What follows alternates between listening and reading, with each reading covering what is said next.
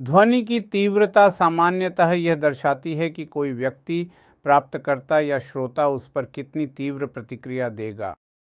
इसका अर्थ है कि ध्वनि उसे कितनी तीव्र प्रतीत होती है।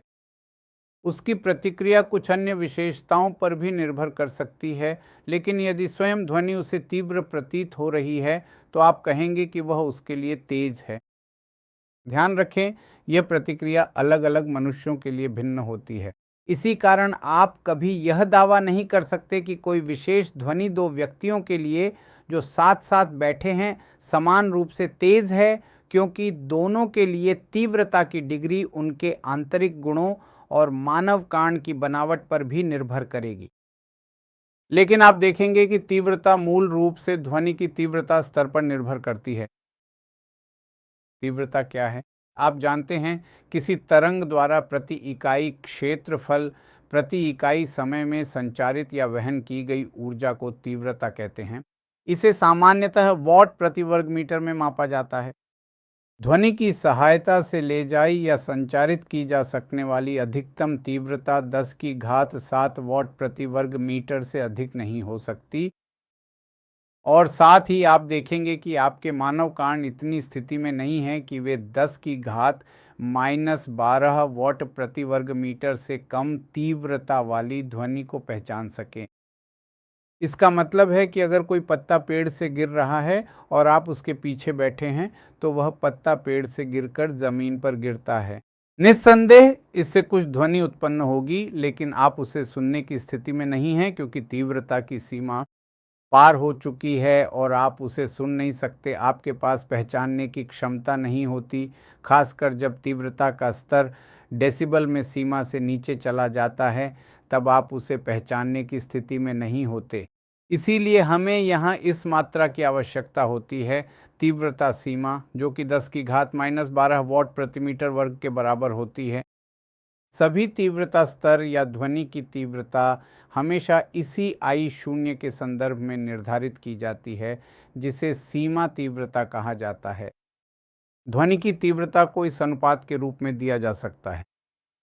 वह तीव्रता जिससे आप संबंधित हैं, अर्थात जिसकी ध्वनि तीव्रता हमारे लिए महत्वपूर्ण है।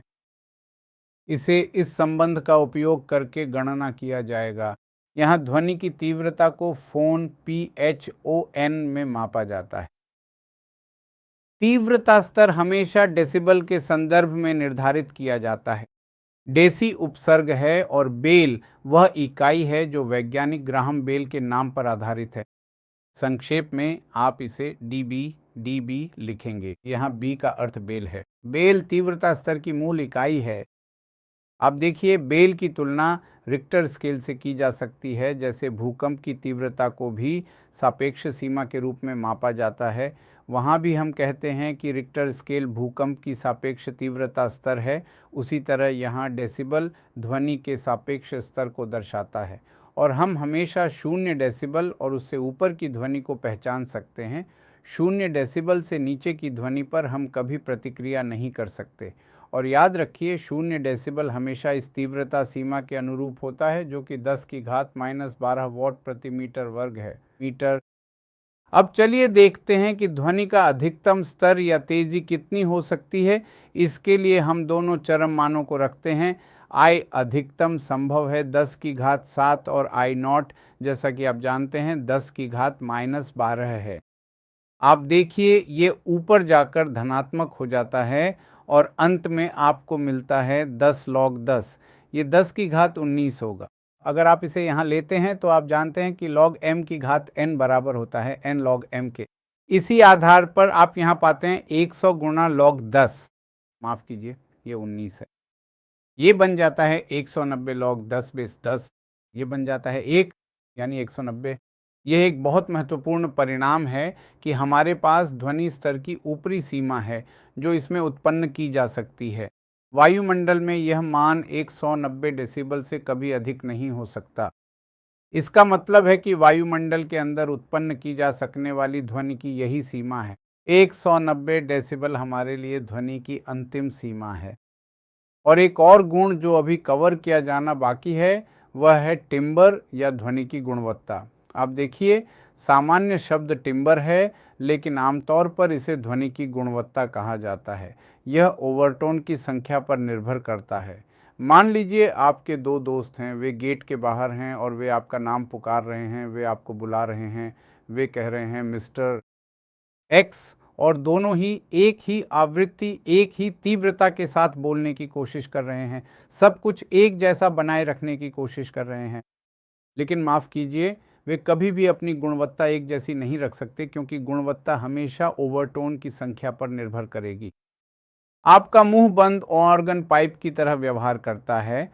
एक सिरा बंद होता है, दूसरा खुला, और हर कोई विषम हार्मोनिक उत्पन्न करेगा, लेकिन ओवरटोन की संख्या अलग अलग मुंह के लिए अलग होगी। इसी वजह से दो ध्वनियों की गुणवत्ता कभी भी एक जैसी नहीं हो सकती। इसीलिए हम दो ध्वनियों में अंतर कर सकते हैं। और एक बात और, आप देखेंगे कि ध्वनि की आवृत्ति रास्ते में कभी भी बदली नहीं जा सकती। केवल स्रोत और सिर्फ स्रोत ही ध्वनि की आवृत्ति को बदल सकता है। एक बार ध्वनि उत्पन्न हो जाने के बाद किसी भी तरीके, किसी भी अनुप्रयोग या किसी भी उपकरण द्वारा हम कभी भी उसकी आवृत्ति को बदलने की स्थिति में नहीं होते। ठीक इसी तरह हम कभी भी दो एक जैसी गुणवत्ता वाली ध्वनियाँ उत्पन्न नहीं कर सकते, और वहाँ हम स्रोत पर ही प्रभाव डालते हैं।